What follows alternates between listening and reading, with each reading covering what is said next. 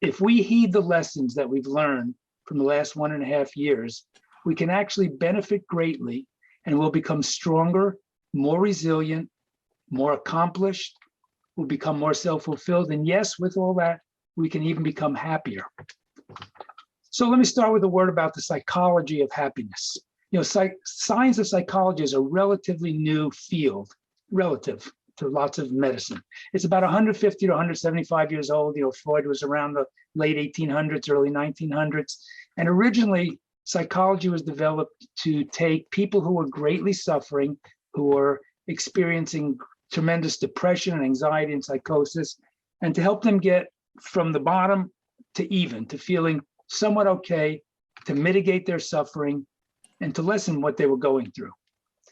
But in the last 25 to 30 years, there's been a shift in the science of psychology, and there's been the emergence of what we call positive psychology.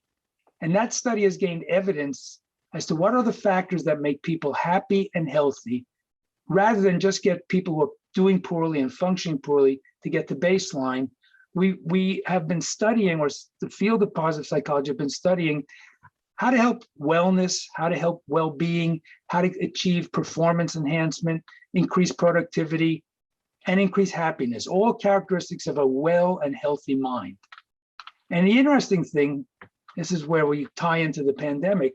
During the pandemic, we've actually had the chance to really test out the principles of positive psychology. And lo and behold, they work. They do work. And when practiced, they achieve great results, even during times of severe stress. And that's pretty much what our talk tonight is. What life lessons have we learned from the pandemic that will add to achieving and increasing happiness for ourselves and our families, and ultimately will help navigate us through this, as I said, difficult 2021-2022 school year. So with that, let's take a look at what some of these things may be. Number one, and not necessarily in order of importance, but the importance of living in the present. We've seen how unpredictable and fragile life can be. Nothing is guaranteed. And although we can feel like we're powerful, we're smart, we're wealthy, we feel like we're in control, the reality is much of our lives are totally not in our control. And when I say that, this may sound depressing. It may sound like, oh, that's scary, but actually understanding that message is a positive message. Because if we understand there are things we can control and things which are not in our control, then we can focus on those things we have control of. And focusing on the things we have control of, which I'm going to speak about in a moment, empowers us to learn to live in the present, in the moment. And if we can learn to live in the present moment, again, our happiness will be increased. So if you are depressed, you are living in the past. If you are anxious, you are living in the future. And if you're at peace, you're living in the present. So learning to live in the moment, learning to live in the present is an essential foundation block of happiness. Another way to look at living in the present is what this slide will tell you. Make plans like you will live forever and live like you will die tomorrow. So we have to do both, because oftentimes when I talk about this living in the moment, people say, well, what about savings? And what about, preparing for my kids' college and those kinds of things? So again, it's not one or the other, but we need to plan like you live forever, but live in the moment and live, it's a little dramatic, but live like you'll die tomorrow. So again, first principle I'm bringing up for increasing and achieving happiness is live in the present.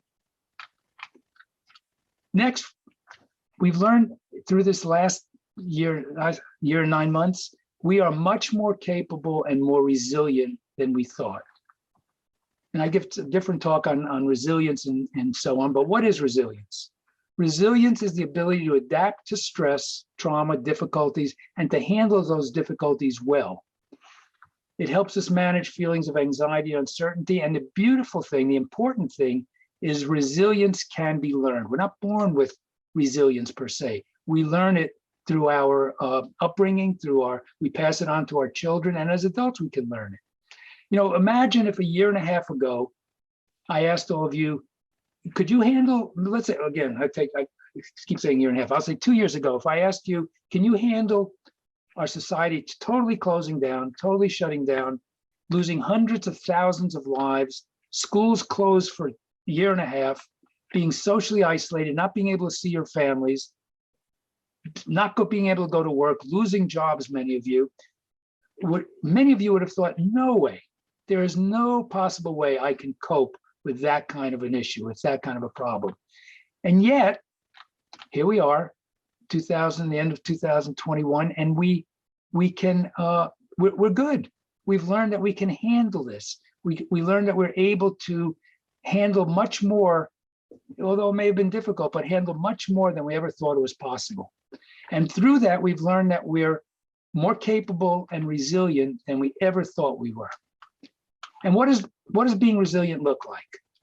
Well, resilient people are self-reliant. They can take care of themselves. They're independent. They become optimistic. They have a certain, they can still deal with what's going on in your life, but they have a sense of hope in the future. They are confident. They learn from their mistakes. In fact, resilient people don't even see issues as mistakes. They see, rather than see things as failure or mistake, they experience what they go through as, I call it progressive approximations to the target. It's imagine if you're aiming a bow and arrow and you sneeze, and instead of hitting the target, you go 2 feet to the right. Well, you now know, okay, I've got to move over 2 feet to the left if I want to hit the target. So rather than see it as a failure, resilient people learn from when they don't hit their target, and they learn to solve problems. Resilient people are not perfectionists. Perfection is the enemy of good. You may have heard that expression. And resilient people understand happiness. So with that knowledge, we can address future stress. And when we know that we have elements of resilience, we know we have tools that we can handle problems, we can handle future stress with confidence. For example, we have a new, this Omicron going on now, and we're a little worried and anxious, although I think we're getting pretty good news about it. But we've been through enough that many of us feel, well, I don't want to go through this, but I feel I have the skill and the capability. And that brings us confidence that we can handle it. So as an important skill in resilience building is staying in the present, as I said earlier. And then another aspect of happiness is learning not to catastrophize into the future. So everybody does this to some degree, and to whatever degree we can stop, we will become happier and more and higher functioning. So catastrophe is when we begin to think of the worst and how things will unfold in the future. And then we begin to go down a deeply catastrophic path. I call this the what ifs. So what is, like you see in this cartoon, what if I'll be a fool and I should have and I need to and I can't cope? And so this is the kind of thing where I'll give you an example of catastrophizing. Wow, my job is really hard. What if I lose my job? Wow, what if I lose my job? I won't be able to pay my bills. Wow, what if I can't pay my bills? Then my wife and family will leave me. Wow, what if they leave me and I'm all alone? I can't pay my bills and I'll lose my house. What if I lose my house? And you get the picture. I can go down that deep downward spiral with the what if and wind up living under the freeway in a box in my mind. And I get a lot of people, by the way, and that's a much exaggerated example, but I get a lot of people who come to the office with the what ifs. And I work people, I say, look, here's what I want you to do. I want you to change one word, change if to is. So rather than what if, this is one of those tools I'm going to give you that hopefully you'll take home. You find yourself catastrophizing. You find yourself going off into the future. And you say, well, what if this, and I tell people do the following. First, take a deep breath or two. Then say, stop. And then say, what is? And when you begin to think about what is rather than what if, you begin to take control of the situation. What if is out of our control? What if is off in the future? What if is about trying to fix things that haven't occurred yet, which is almost impossible. What is allows us to make choices in the present. We begin to feel more in control. So when we catastrophize a situation, as I say, we're off in the future. And when we focus on what is, we're more in the present, and we can look at what is in our control. which brings us to another source of happiness and a foundational part of positive psychology, and that is control the things you can and let go of the things you have no control over. As you see in this chart, it's unfortunately not well done, but the things you cannot control on the outside, hold on. The things you cannot control are on the outside of this chart, and they're basically things that other people do. You cannot control other people's behaviors. And if you look at instead, what can you control? You can control your own behavior, how you'll support people, your kindness, your positive attitude. So again, similar to the what if and what is, when people come to me, I'd say a large percent of people who come to therapy with me over all these years, they suffer from trying to control things they have no control over. And again, similar to the what ifs and similar to focusing on the present, I ask people to, again, take a breath. Breathing, by the way, is really important. Learning how to take deep breaths, learning how to use your breathing to relax yourself, I'm going to get into it a little later, is really important. But I ask people to take a breath and to think about the situation which you're anxious about, think about the situation which you're fearful about, and what are the parts of it you can control, and what are the parts that are out of your control. And again, try to let go of the things you do not have control over and focus on the things you do.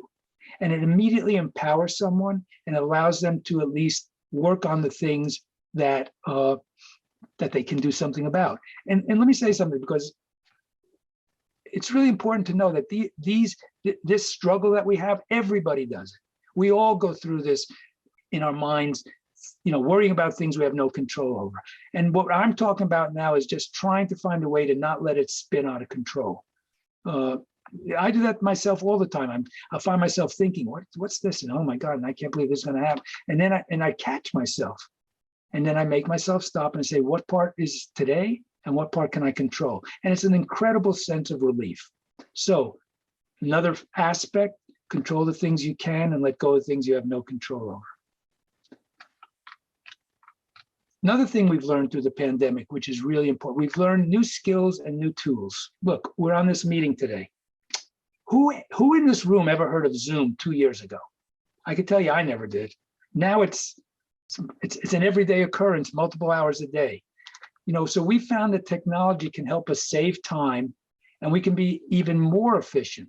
We found that for many of us, working from home is not only possible, but maybe preferable and more productive. The company I ran,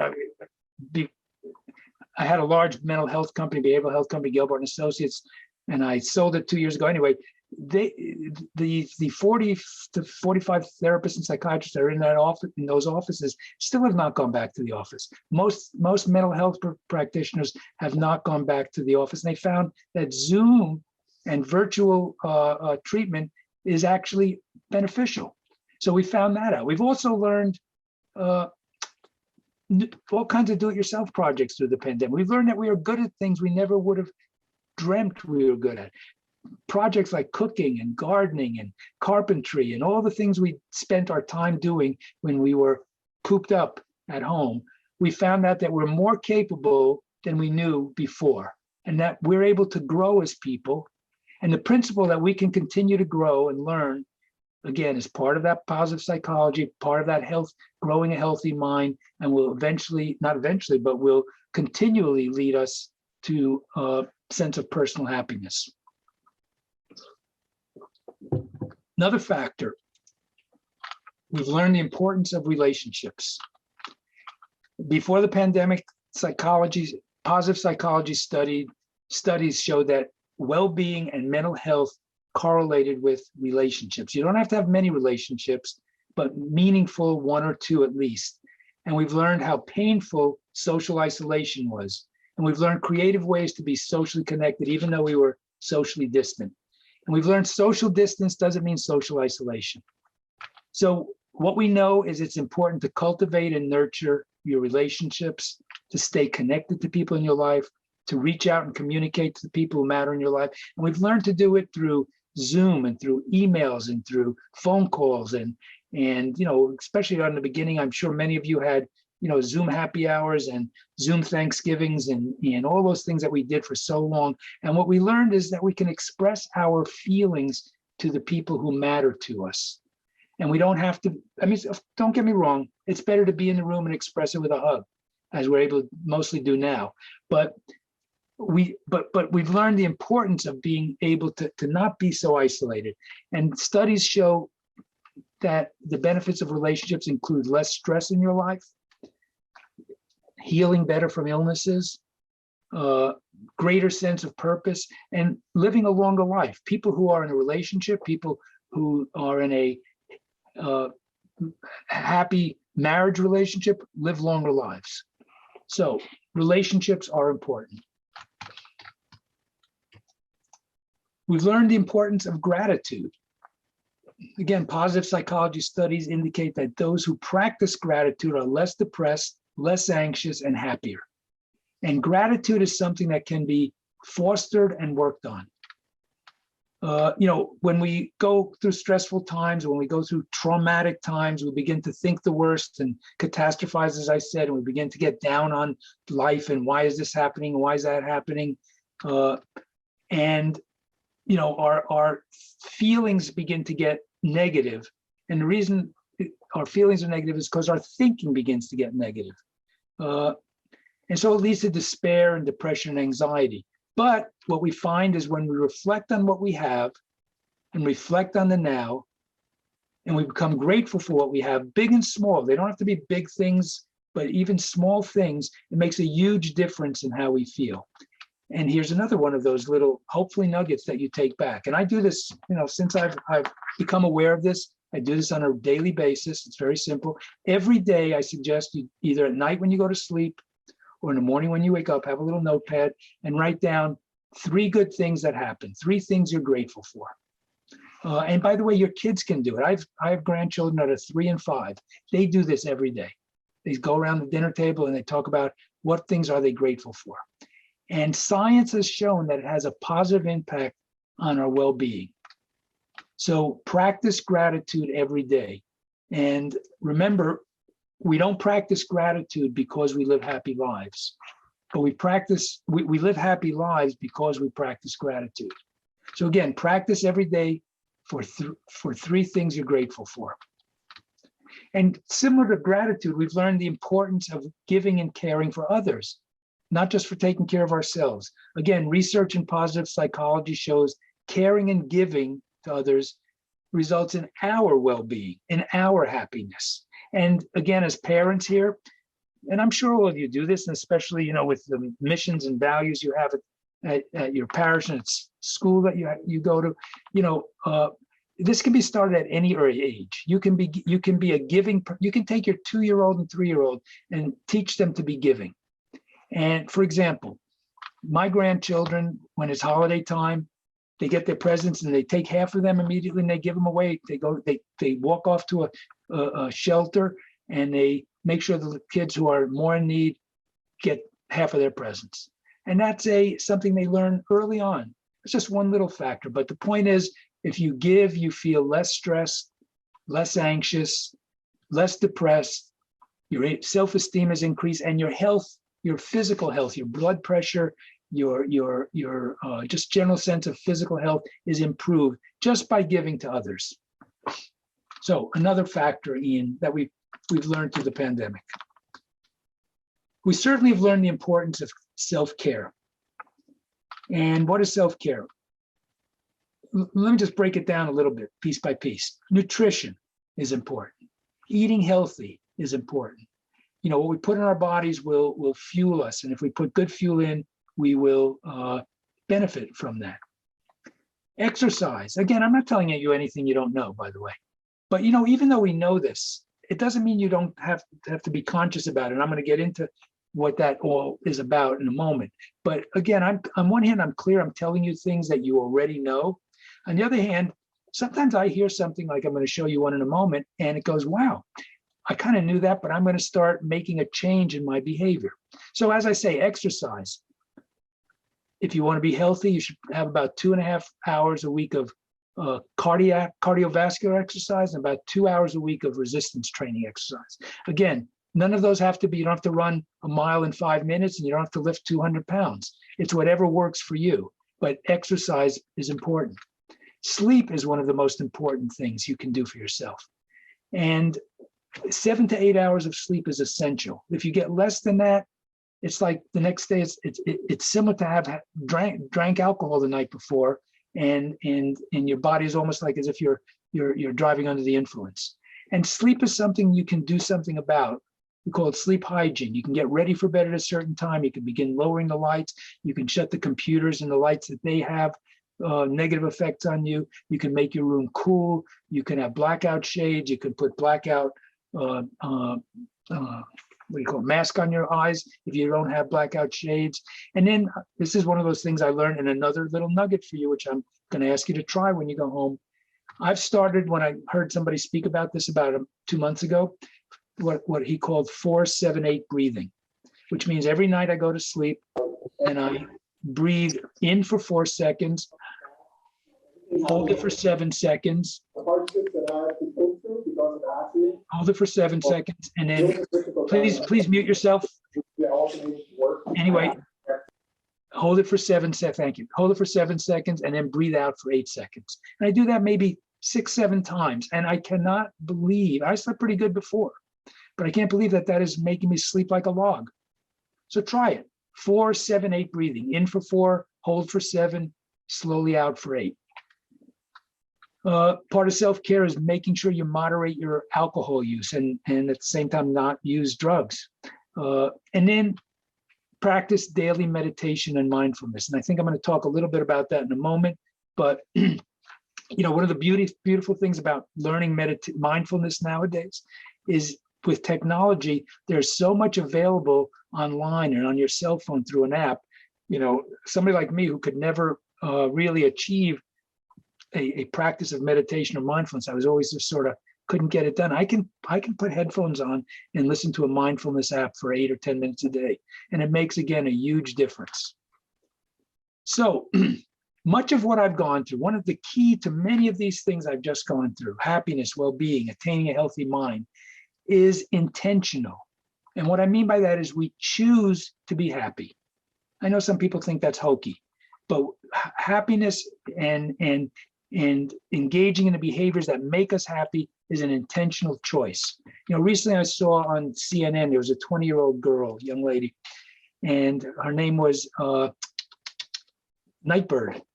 And she was on America's Got Talent. She had cancer, and she had terminal cancer. She wasn't even supposed to be alive at that point, but she was so positive in her songs and her attitude. And as she said, you can't wait until life is not hard anymore before you decide to be happy.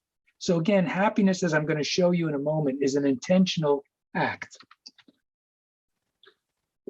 Many of us go through our emotional life without a plan, without a map. I make it akin to, like, imagine getting into a sailboat and putting it out in the water, and you don't have a roadmap, you don't have a chart of course, and you just kind of lay back and say, cross my fingers and hope the wind takes me to a good place. And if it's a nice sunny day, it'll be a nice day. It'll be a nice experience. And if it's a windy, terrible day, you'll be in trouble. And, what we need instead in life is we need a map. We need a plan. We need an intention. When I work with people, I tell them this: if you don't change your direction, you may end up where you're heading. I actually tell them something different. I say, you always end up in the direction you are heading. And that sounds weird. That sounds strange or obvious, but we have to chart our course. And even though the course can be flexible and not rigid, we have to have a plan. I have, again, metaphorically speaking, people come to me and they tell me, I want to head to San Diego. That's my goal, but I'm heading north on the 405 freeway. And I tell them, you can't get to San Diego if you're going north on the 405 freeway. So if you want to get to San Diego, you have to head south on the 405 freeway. And what I mean by that is, if you want to be happy, then you have to do certain things in your life that will make you happy. And if you're doing things in your life that are will not make you happy, then you have to stop doing those things. Again, sounds simple, but we all know how caught up we are in this, not understanding that we're heading in the direction that we're heading into, that we'll wind up in the direction we're heading into. So being happy is not in people, it's not in things, it's not in money, it's not in our success, it's in our attitude, it's in our brains. It's about how we choose to perceive life. And it's the proverbial, as this slide shows, glass half full, glass half empty. If we see the glass as half empty, we begin to feel negative, sad, down, hurt, unhappy. If we see it as half full, we see it as positive. And here's the beauty of that. I said earlier, our thoughts and our feelings are connected. Whatever you feel, whatever anybody feels is always correct. We never have a wrong feeling. So if somebody says to you, I'm sad, you can't say to them, no, you're not. Doesn't make sense. What we all do all the time is say, you should not be that way, which also sort of doesn't make sense. And that's a whole other story. But our feelings are always correct, but our feelings are prompted by our thinking. Our thoughts produce our feelings. And our thinking can be based on bad experiences, incorrect,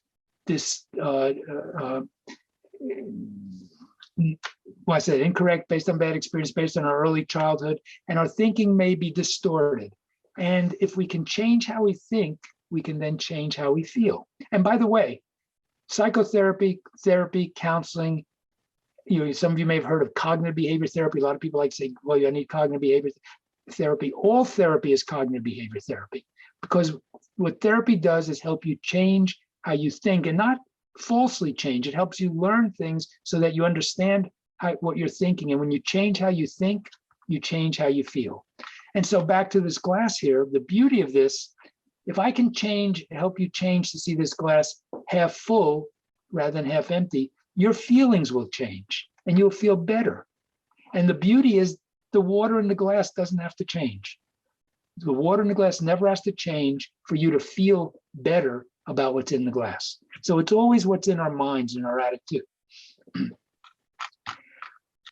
Another example of this intentionality I'm talking about. I love this little slide I saw. I hope it fits here. But if you notice, it says, be with someone that makes you happy. And just one word's crossed out, with. And now it suddenly is, be someone that makes you happy. And that's that intentionality. That's what I mean by choice and intentionality. And then finally, I often ask people in my practice, I say, when they're not happy, I say, tell you what, list your priorities in life. What are your priorities? And they'll almost always say, my kids, number one, then my family, my wife, then my family, and then my friends, and they'll go through some of their activities, and then they'll say work and so on. I say, great. Now, take a week, keep a log of how you spend your time. And let's come back and take a look at it. And most often, those people that are not happy, their priorities are flip-flopped with their activities. And I'm not talking about work. We go to work, you have to put in your 40 hours at least. But if you're putting in 60 and 70 and you say my main priority is my children, but I'm spending 57 minutes a week with them, then something's wrong with that. And that's part of intentional action. And you can become intentional about changing that. So happiness is an intentional choice. Don't wait, act in the service of your well-being, and you'll always wind up in the direction you're heading. So as I said, become intentional about relationships, become intentional about caring, become intentional about gratitude, become intentional about self-care, become intentional about positive thinking, become intentional about living in the present and controlling the things you can. As this last slide says, it's last for this section here, you can't stop the waves, but you can learn how to surf. And that's what achieving happiness is all about. We can't stop what's going on. This, by the way, is a picture of the healthcare workers at Torrance Memorial Hospital going through surf lessons with the Jimmy Miller Foundation and using that as a method of de-stressing themselves for all that they've gone through. But we can't stop the waves, but we can learn how to surf. So I'm going to turn a little for the little remaining time we have. How will all this help you with your children? How can some of this be a benefit in working with your children? How can you take some of these principles and help you parent a little differently during the school year? So here's some, I'll call them thoughts more than tips. One, have patience. School's back to person now for several months, but everything is not back to normal. And we have to accept, by the way, all kids, at first, almost all kids were happy to be back, but not all kids were happy to go back to school. And even those who are looking forward to it, at the same time, they can experience concern and fear and anxiety. It's only a little bit of time into school year, like, hey, I'm so happy to be back. And then whatever ailed them last year and the year before comes back. So basically help your child be okay with having conflicting feelings, and even with their feelings changing from one day to the next. Help them adopt that sort of one day at a time attitude that I mentioned, and to be more flexible than they've been in the past. And make sure that your own expectations are not too demanding, and know that things may not be the same as they were, and they may not come back for quite a while. May not be this school year, may not be next school year. We all want to get back to the way things were, but that's going to occur on its own timetable. So we have to be certain and sure that we don't artificially rush things. So patience, have patience. Another factor to think about in helping your children with happiness, focus more on their effort and less on the outcomes. Help your child from judging their success only by results, and teach them to emphasize what we call the process. Back to controlling and not controlling things, we're not in control of the end results of things mostly. Your child could study for a test and study hours and hours and know 95% of the material great. And maybe for some reason the teacher picked some obscure things to put on that test, and they were not in control of that, and the results turn out poorly. But the process was good. So if they honor their process, in general, they will become successful. Remember the proverb that the journey is what's important, not the destination. And when your child focuses on the process, they're going to feel more in control of things, more empowered, and ultimately they're going to be more self-assured and self-confident. So, process, not end result. Keep things in perspective. Again, I think this, I don't know how American Martyrs is doing, quite honestly, but most of the school districts are having bumpy times. And, understanding that it's not a normal school year, as I said, is essential. So helping your child avoid that catastrophizing, that what if, and imagining future disasters, and teach them to live in a world of what is rather than what if. When they're overly anxious about test results and friends and sports teams, let them know that it's fluid, that things change, and soon things will be different. They may come to you and think, this is the worst thing that ever happened to me, or it's never going to be okay again. And help them understand that the situation will change, this too shall pass, and things will improve. Okay, so that's helping them learn not to catastrophize. I figured I mentioned this. I think it's something we're all acutely aware of, but we need to monitor our kids' social media. We now know clearly what we've sort of known, or some of us have known for many years, and that there's danger to the mental health of teenagers and children from Instagram and TikTok and Snapchat and Facebook and all those social platforms. Your children are spending too much time on them, and they're comparing themselves to unrealistic people, unrealistic activities and posts, and they're coming away feeling less than, inadequate, unattractive, and ultimately depressed and even suicidal. And for many, their time is consumed online. I think I heard somewhere like 8 to 9 hours a day during the pandemic, kids were spending online, which is incredible when you think about it. And parents, it's very difficult, especially as your child gets older. It's very difficult to set healthy limits and boundaries, but we can try. The most important thing, I think, is when they're younger, to make sure you're setting that up. Make sure that you're, there's something about the social media world that has, they're scientific, and I'm going to sound like a conspiracy theory kind of person, but they know what they're doing. We now know they're trying to get our young children hooked. I, as I said, have 5-year-old and 3-year-old grandchildren, and they're great, and they play and they read. They like to be read to, and they're always involved in their own activity. But put on a screen for a second, and instantly, even at the youngest age, when she was 2, boom, like glued. And again, there's something in that presentation that those social media companies know, and they're doing to our kids, quite honestly. So what does that mean? We have to be vigilant. We have to take care of whatever it is we can, and at an early age, we need to monitor and check in daily with what's going on in their online world. Another factor, based on some of the things I mentioned earlier, is we need to model healthy behaviors for our children. That's why I went through all the things you can do to make yourself intentionally happy. Your children will pay more attention to what you do than to what you say. So let them see you acknowledging your own feelings and working through emotional difficulties. That'll assist them in feeling okay about how they feel. I have a whole other talk I give about validating feelings. And it's really important, as parents, we often want to tell our kids, kids will say, I'm sad and I'm unhappy and I'm afraid. And we don't want them to feel that way. So we tell them things like, oh, don't feel that way, or everything will be okay. And that's nice, that's good. But we need to learn to acknowledge how they feel and to validate their feelings, because in doing so, we can build a bridge to helping them change that and let it go. But they need to see you dealing with that. They need to see you modeling a healthy lifestyle by eating healthy and exercising regularly and practicing those good sleep habits and sleep hygiene. And then to see you not using drugs or alcohol as a way to cope with feelings. So again, modeling behavior is really important. I talked a moment ago about social media. I work with many families, but think what it's like to your kids to say, you're spending too much time on your cell phone, no more texting, whatever, during dinner time. And yet you're on your phone because, well, no, this is important because I have important work, so I have to take this text or call. Same thing, we have to model what we want our kids to do. Incorporate, as I said earlier, mindfulness. I won't say too much about this other than it's a skill.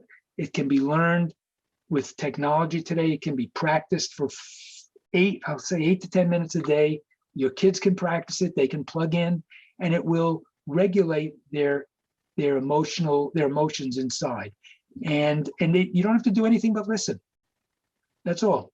Try it again yourself. Model it for them.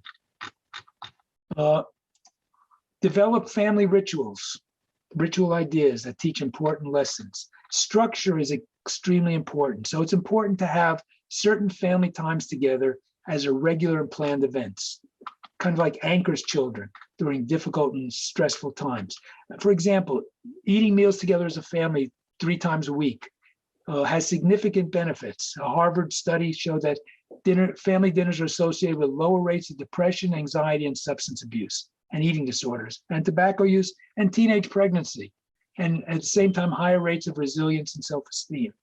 So, as I said, it's helpful during these together times to be cell phone free so people can connect with each other. And what else can you do in terms of family rituals? You could visit grandma, every Sunday at 2 or something, or you can watch a certain TV show together online, or you can say, Wednesdays at 7 is our reading time. Everybody will read together for a half hour. So whatever it is, it's really important for kids to have anchors of ritual. And then finally, avoid asking too many questions. A common refrain that I often hear from parents is when they ask their children regularly, how are you? How's school? How are things going? Generally, what do you hear back?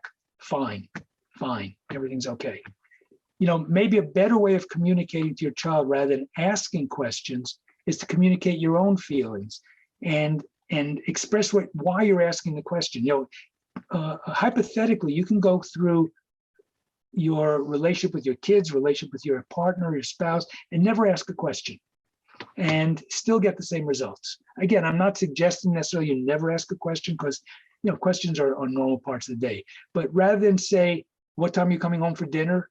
That leaves the listener to say, I wonder if they want me to come home, or they're looking, or they don't want me, or I have no idea where they're coming from. We could say to somebody, hey, I'm going to be home at 6 o'clock, and I'm really looking forward to spending some time with you at dinner. We haven't asked a question, but we've exposed our own feelings. So less questions are helpful. So instead of when a child comes home and say, how is school? You might say to them, maybe they came home, I see you coming home and looking sad, and I'm concerned about what's happening. And many times that leads to much more meaningful communication. So again, reduce the number of questions.